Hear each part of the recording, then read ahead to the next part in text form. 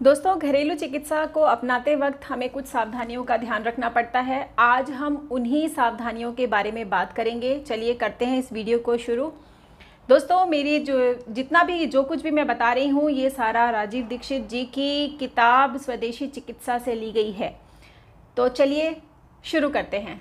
सबसे पहला जो सावधानी हमें रखना है वो है कि वृक्षों की छाल, जड़ी बूटियाँ, मसाले आदि अच्छी दुकान से ही खरीदें।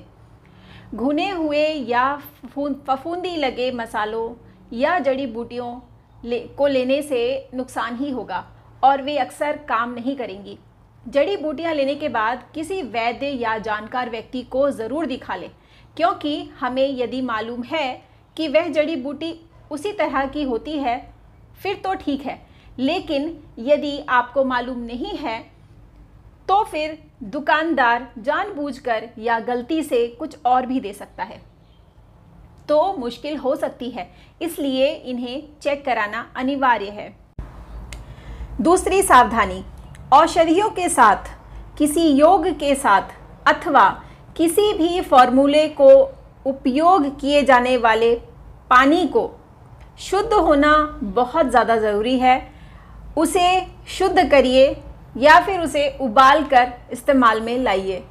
अशुद्ध पानी के प्रयोग से जड़ी बूटियों का प्रभाव विपरीत हो जाता है।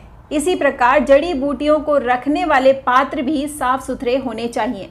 अगर संभव हो तो इनको कांच की बोतल में रखें ताकि वह बाहर से दिखाई देते रहें और समय समय पर उन्हें धूप दिखाते रहना चाहिए। तीसरी सावधानी, ताज़ी और हरी जड़ी बूटियों को समय रहते ही उपयोग में ले लेना चाहिए। सूखने के बाद उसमें पौष्टिकता कम हो जाती है। पत्तियां, हरी छाल आदि पानी में अच्छी तरह धोकर सुखाकर ही काम में लाना चाहिए।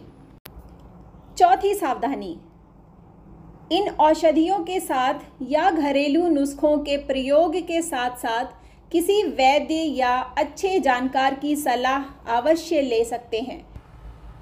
पांचवी सावधानी, लगातार दवाइयों का सेवन करके लंबे समय तक जिया नहीं जा सकता है, इसलिए स्वस्थ रहने की कोशिश हमें ज़रूर करनी चाहिए।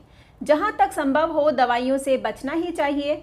2-3 दिन तक बीमारी का आप इंतज़ार कर सकते हैं। मतलब 2-3 दिन अगर आपकी तबीयत ख़राब है तो आप वेट करिए, अपने आप आपका शरीर उसको ठीक कर लेगा। लेकिन अगर वो ठीक नहीं कर पाता है तो फिर आपको थोड़ी बहुत दवाई लेकर उसे ठीक कर देना चाहिए।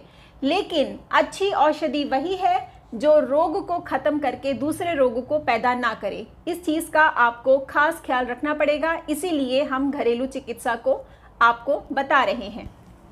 दोस्तों, घरेलू उपचार करते समय, किसी भी औषधि को लेते समय हमें कुछ चीज़ों का ध्यान रखना चाहिए। हमें अपने आहार विहार और उस नुस्खे के जो नियम हैं उनका पालन हमें करना चाहिए। उससे दवाई का असर जो है वो बहुत जल्दी होता है।